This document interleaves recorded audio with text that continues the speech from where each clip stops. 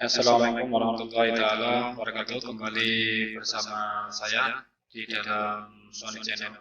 Kali ini saya akan melanjutkan materi uji validitas dan reliabilitas terkait dengan instrumen yang akan digunakan di dalam sebuah penelitian. Di dalam tutorial sebelumnya sudah saya jelaskan bagaimana cara melakukan uji validitas dengan version product common. Pada pertemuan kali ini saya akan menjelaskan bagaimana cara di dalam melakukan uji reliabilitas menggunakan Cronbach's Alpha. Oke, sebelum kita praktek dengan menggunakan SPSS, maka kita ingin bahas dulu terkait dengan teorinya, apa itu uji reliabilitas. Di dalam pertemuan kali ini kita akan membahas dan mempraktekkan uji reliabilitas instrumen penelitian menggunakan Cronbach's Alpha. Kita akan bahas satu persatu. Tujuan daripada uji reliabilitas adalah untuk melihat di sini apakah kuesioner atau angket memiliki konsistensi jika pengukuran dilakukan dengan menggunakan kuesioner yang sama tersebut secara berulang-ulang. Jadi data yang kita peroleh dari kuesioner ini selalu konsisten. Ini namanya reliable. Kalau dulu kita bahas valid itu antara data di lapangan, data yang kita miliki itu sama.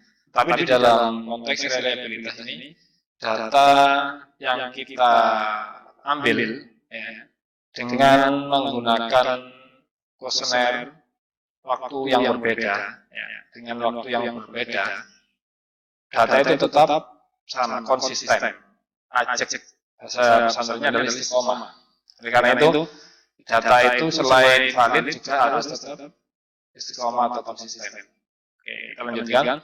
Kemudian, seperti di dalam uji validitas, uji reliabilitas ini juga mempunyai konsep dasar secara teoritis. Oke, kita lihat dasar di dalam pengambilan keputusan nanti di dalam uji reliabilitas menggunakan Cronbach's Alpha ini adalah kita lihat mungkin kita ambil salah satu teorinya Wiratna Sujarweni dalam bukunya tahun 2014 halaman 193. Uji reliabilitas dapat dilakukan bersama-sama terhadap keseluruhan butir atau item soal pada kuesioner penelitian. Jadi dilakukan secara keseluruhan.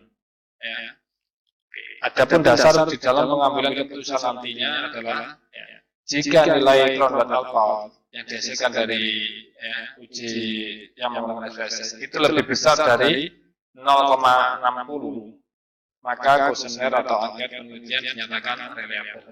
Tapi sebaliknya, jika nilai Cronbach's Alpha-nya ini lebih kecil dari 60 atau 0,60, maka kuesioner atau angket penelitian dinyatakan tidak reliable. Ini menurut Wiratna Sujarweni. Jadi di dalam teorinya dia memberikan batas minimal. Cronbach's Alpha nilainya itu 60 atau 0,60. Oke, kita lihat di dalam teori yang kedua. Tapi menurut Taufik Amir tahun 2017 di halaman 1 dalam bukunya, dia menjelaskan bahwasanya para ahli pengukuran sepakat mengatakan bahwa nilai koefisien alfa atau Cronbach's Alpha itu adalah 0,70. Diperuntukkan untuk sebuah skala yang memang sudah mapan dan dianggap stabil. Jadi kalau kuesioner ini sudah mapan atau stabil, sudah melalui berbagai uji kemudian sering digunakan, maka nilai Cronbach's Alpha-nya itu dipatok lebih tinggi, sekitar 0,70. Tetapi bagi sebuah skala yang masih dalam tahap pengembangan, mungkin biasanya ini digunakan oleh mahasiswa skripsi, katakanlah, maka nilai koefisien alfanya atau Cronbach's Alpha-nya adalah 0,60. Kenapa? Hal ini dianggap sudah cukup memadai. Jadi semakin tinggi kita mematok nilai minimal itu, maka dianggap tingkat reliabilitasnya juga sangat tinggi. Nanti akan kita bahas standar dengan menjelaskannya. Kemudian yang terakhir kita ambil pendapatnya Nunali tahun 1978. Nunali ini memang banyak pendapatnya terkait dengan reliabilitas ini banyak diadopsi oleh para peneliti, terutama di luar negara. Ya. Terutama di luar negara, ini banyak menggunakan pendapat Nunali di dalam melihat standar Cronbad Alpine. Oleh karena itu, Nunali ini lebih memberikan standar pada nilai Cronbad Alpine itu sekitar 0,70. Ya, 0,70. Pendapat Nunali memang banyak digunakan oleh para peneliti. Oke, kita lanjutkan. Nanti ketika kita dapatkan nilai Cronbad Alpine, kita akan interpretasikan. Kita akan interpretasikan pada tahap di mana nilai Cronbad Alpine tersebut. Kita ambil pendapatnya ya, ini interpretasi yang diberikan oleh Guilford yang dikutip Rostina Sundayana tahun 2012 di halaman 70. Ya. Bahwasanya Guilford ini memberikan interpretasi terhadap hasil Cronbad Alpha itu ketika nanti nilai koefisien reliable atau dengan rho-nya ini, R-nya, korelasinya ini, ya, itu lebih besar, ya, antara 0,0 sampai 20 dianggap sangat rendah. Kemudian ya, lebih besar dari 0,20 dan lebih kecil dari 0,40 dianggap rendah. Kemudian kalau lebih besar dari 40, 0,40 dan lebih kecil dari 0,60 maka sedang dan cukup. Ketika koefisien reliabilitasnya ini di atas atau lebih besar dari 0,60 atau lebih kecil dari 0,80 maka dianggap tinggi. Kemudian yang terakhir, ketika nilai koefisien reliabilitasnya ini lebih besar dari 0,80 dan lebih kecil dari 1, itu dianggap sangat tinggi. Ini nanti untuk menginterpretasikan daripada hasil Cronbad Alpha tersebut. Kita ambil pendapatnya Guilford yang dikutip dari Rostina Sundayana. Saya lanjutkan. Oke, kita akan praktek ya dengan menggunakan data yang sudah kita uji validitasnya. Ini adalah data yang kita uji validitas di pembahasan sebelumnya. Responden ya, yang kita libatkan adalah 20, kemudian butir atom soalnya adalah 10.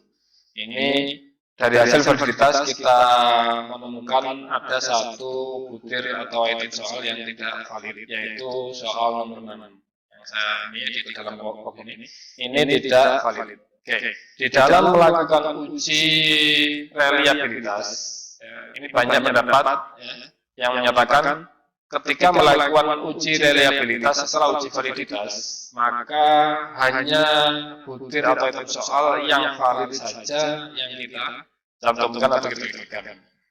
Oke. Nanti akan saya praktekkan bagaimana ketika ya soal yang tidak valid ini kita masukkan di dalam uji reliabilitas dan atau yang cara lain adalah tidak kita masukkan. Jadi kita masukkan seperti apa nanti hasilnya, ketika kita tidak masukkan seperti apa hasilnya, biar tahu perbandingannya. Ya, kita akan melakukan praktek uji reliabilitas. Kita praktekkan dengan menggunakan SPSS versi 21 seperti yang saya katakan di pembahasan sebelumnya.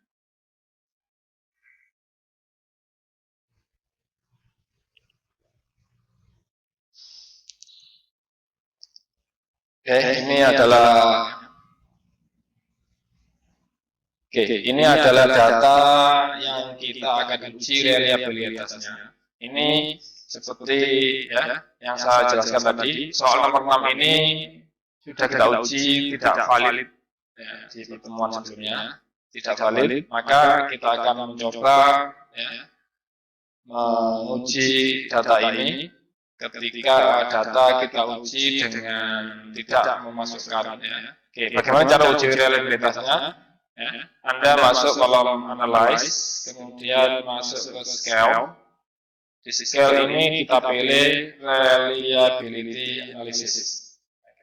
Kita akan pilih di sini, kita klik. Oke. Di dalam ya,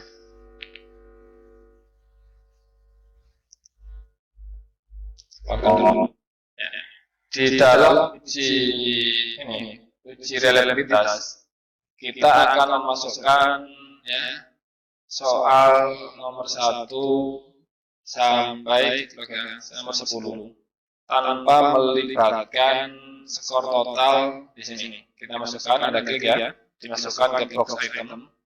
Oke, kita coba keluarkan soal yang tidak valid nomor 6, kita keluarkan, kembalikan ke sini. Nah, ini kita libatkan. Oke, setelah masuk box, Anda klik di sini menu di statistik, pastikan ya box di scale if item delete ini tercentang, ya, yang lain tidak ada di sini. Oke, pastikan tercentang ini. Kalau sudah, continue. Kemudian di sini di model ya, pilihan ini menggunakan alpha karena kita menggunakan kelompok alpha. Nanti ada cara lain speed half, Goodman, paralel, dan strict paralel. Untuk kali ini saya akan jelaskan untuk yang model kelompok alpha dulu. Di dalam scale level ini ada bisa diberi label uji reliabilitas. Ya, Anda klik, ya, diklik. Oke, kita ketemu. Ya, ini adalah hasil daripada output uji reliabilitas ya, yang tidak melibatkan soal atau item butir soal yang kemarin sudah kita uji tidak valid. Makanya di sini muncul, ini ada 3 output. Pertama, case processing summary, kedua reliability statistik, yang ketiga adalah item total statistik. Nanti akan kita bahas satu persatu.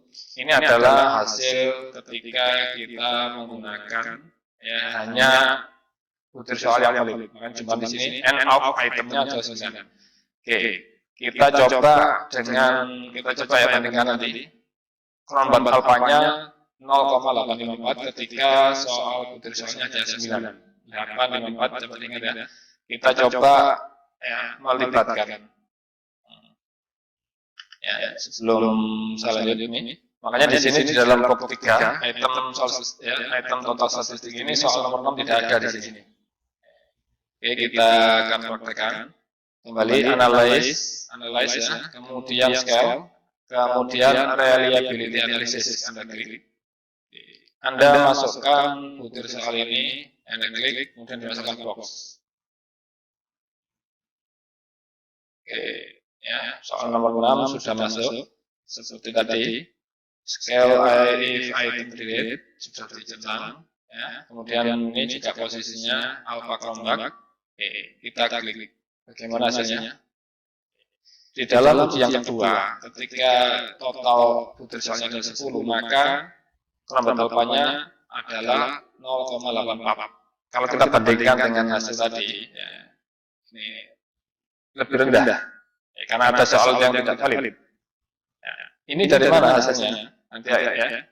Kok 0,8854 ini dari mana kok bisa? Ketika butirannya 9, tetapi kalau butirnya 10 kok lebih rendah? Nanti kita bahas satu-satu. Lihat di box ini. Di sini soal nomor 06. Sebelum ya, kita bahas, kita copy dulu. Kita biar mempermudah nanti membahasnya, membandingkan 2 hasil uji reliabilitas ini. Kita kembali di dalam menu. Tapi di sini ini hasil daripada output uji reliabilitas. Ya, kita akan bahas satu persatu. Di dalam box pertama di case processing summary, ya, ketika kita melihat ini, ya, ini valid n-nya karena 20 responden, ya semua. Kemudian 1%. Artinya apa? Tabel output di atas memberikan informasi tentang jumlah sampel atau responden yang dianalisis dalam program SPSS ini. Yang n sebanyak 20 responden. Karena tidak ada yang kosong, maka ya responden terisi dengan jumlah yang valid 100%. Ya, tidak ada, jadi semua responden mengisi. Ini hasil uji reliability statistik dengan melibatkan 10 butir. 10 butir di sini nih. Anda lihat 10 butir soal kelompok alfanya 0,844. Oke, apakah maknanya ini? Karena kita menguji dengan kelompok alfa dengan nilai koefisiennya 0,84. Lihat di sini keterangan di bawah. Berdasarkan output pada uji reliabilitas di atas, diketahui n of item, n of item ini sebanyak 10 butir. Ini kita tetap melibatkan soal yang tidak valid ya. Maka kelompok alfanya adalah sebesar 0,844. Karena nilai kelompok alfa tersebut lebih besar dari nilai minimal kelompok alfa, ya, kita menggunakan standar 0,60 karena ini instrumen yang baru tahap pengembangan, tidak memasang ya terlalu tinggi nilai koefisien. Maka sebagaimana dasar dalam pengambilan keputusan yang sudah kita bahas pada uji reliabilitas tadi, dapat disimpulkan bahwa semua butir item pertanyaan pada kuesioner tersebut adalah reliable. Karena tinggi ya, 0,84 ini bisa dikatakan nanti interpretasinya apa nanti kita bahas. Oke. Lanjut. Ya, kan 10. Tadi kita masih melibatkan 10 item. Di sini kita masukkan tadi ya, karena kita masukkan ya. Soal nomor 6. Soal nomor 6 Anda lihat di corrected item total correlation di kolom ini. Di kolom ini Anda lihat. Ini dianggap reliable. Ya. Ketika nilai korelasinya ini lebih dari 0,3, jadi minimal 3, maka Anda lihat di soal nomor 1, ya, ini 0,29. Kalau kita bulatkan menjadi 0,3, maka ini pas ya, masih dianggap reliable. Soal nomor 2 ini 0,8, soal nomor 3 0,5. Ini soal nomor 4 0,3, soal nomor 5 0,6. Soal nomor 6, ketika kita uji dengan validitas valid, ketika di reliabilitas ya juga sama. Lihat, soal nomor 6 ini 0,2 di bawah 0,3. Di hasil validitas dan reliabilitas memang soal nomor 6 ini ya tidak valid dan tidak reliable. Soal nomor 7 0,7, soal nomor 8 0,5, soal nomor 9 0,6 dan soal 10 0,7. Jadi hanya soal nomor 6 yang di bawah 0,3. Ya, ini makanya dianggap tidak. Oke. Ketika kita uji tadi tidak melibatkan soal 6. Dari mana datangnya kelompok alfa 0,854? Ya. Kalau ya, di dalam 10 soal itu 8 ya, kelompok alfanya itu 0,844. Dia menaik menjadi 0,84. Lihat di sini. Kelompok apa if item delete. Makanya tadi di dalam uji tadi kita centang if item delete. Maknanya apa maksudnya? Ketika soal nomor 6 ini karena rendah nilai korelasinya, kita hilangkan soal ini, kita delete di dalam ya, uji reliabilitas kita buang, tidak keluarkan dari box, maka dia akan naik kelompok alfanya di sini.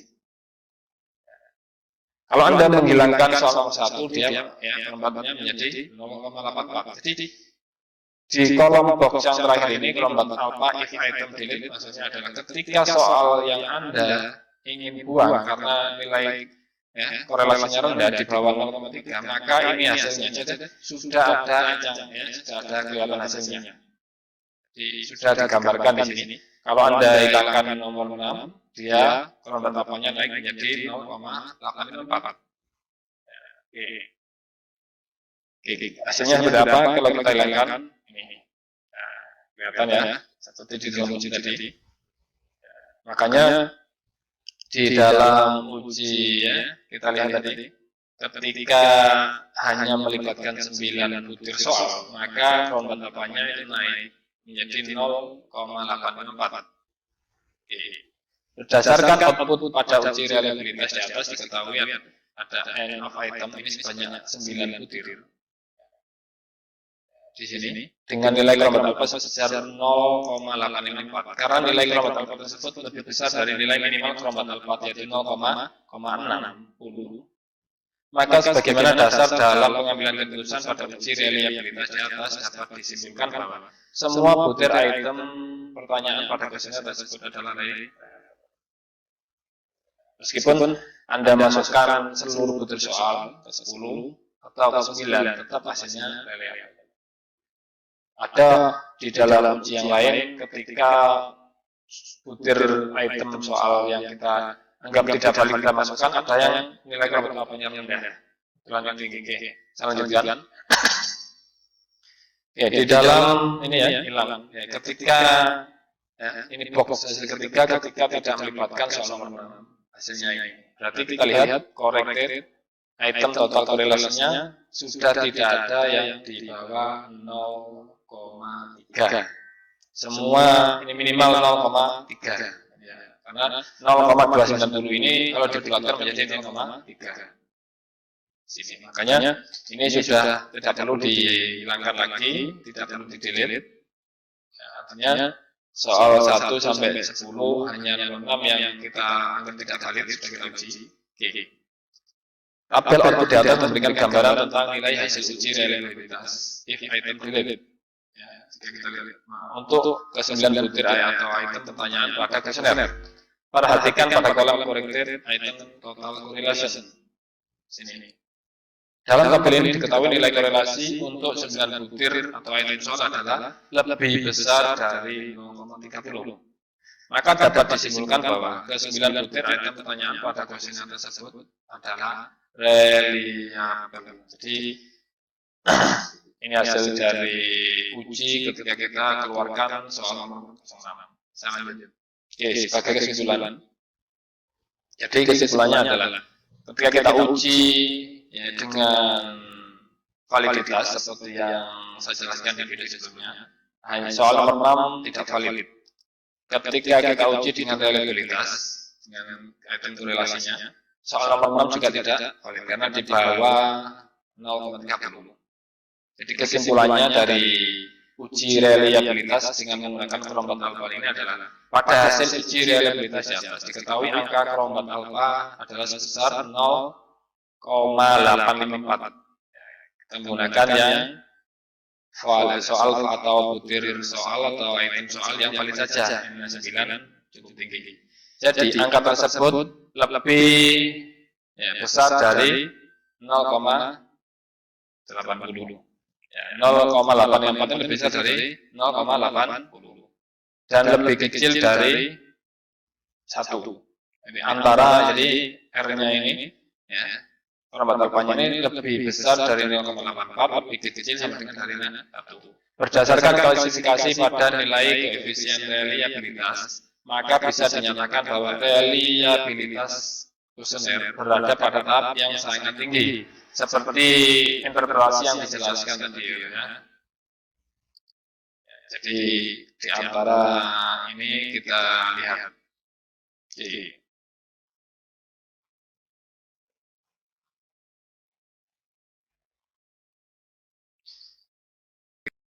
Ya, demikian penjelasan praktek uji reliabilitas terkait dengan instrumen. Ya, kita sudah lakukan. Apabila di dalam pembahasan ini ada manfaatnya, jangan lupa Anda like, share, dan subscribe video ini. Saya akhiri. Assalamualaikum warahmatullahi wabarakatuh.